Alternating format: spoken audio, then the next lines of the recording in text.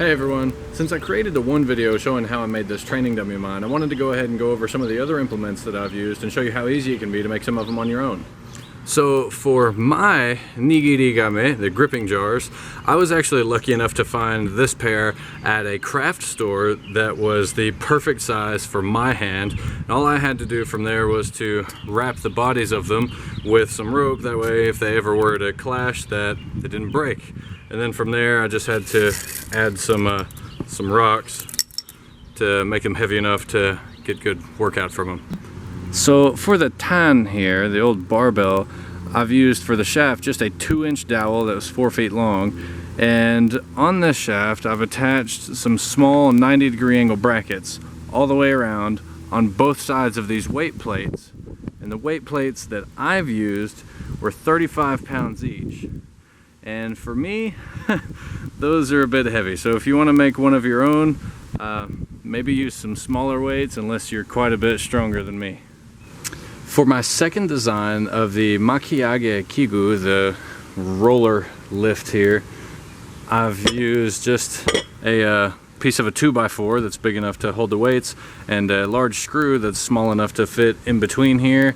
And by making this detachable this way, it makes it adjustable, so I can use just the 10-pound or 5-pound or both this way.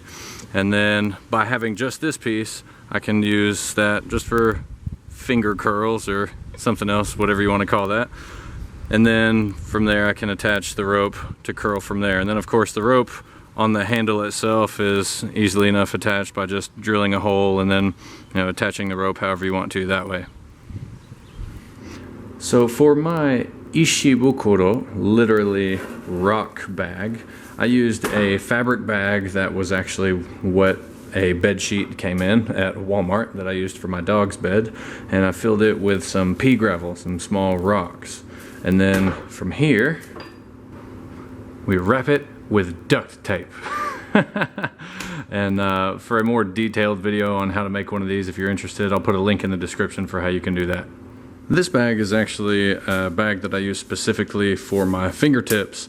It's just a burlap bag that got some rice in, and filled it with beans. So I normally hang this bag up above my bundle of bamboo here and use it there just because I already have a hanger up here. So for the bamboo bundle in itself here, the taketaba, I originally attached it to this column using ropes, but they proved difficult because of the amount of mobility that they provide, and so it's difficult to use when it won't stay still. So I actually decided to just go ahead and buy these brackets. These are the same ones we use at the dojo. They're actually flower pot holders, and for those of you that saw me break one, because they're not made to withstand much pressure, one of our students actually had these welded for us to reinforce them, and they've held up really well so far, so hopefully I won't be breaking anymore. And the bamboo itself I actually bought online. It was sold as, hey Samson, it was sold as a planting stake. There was a pack of I think 25 at a time, and they were fairly cheap, so not too difficult to get. And with the same bamboo, I actually cut a few of them in half and made some smaller taketaba this way, and they didn't hold together very well because I just tried to tie them together with some string here. So my solution to this was duct tape.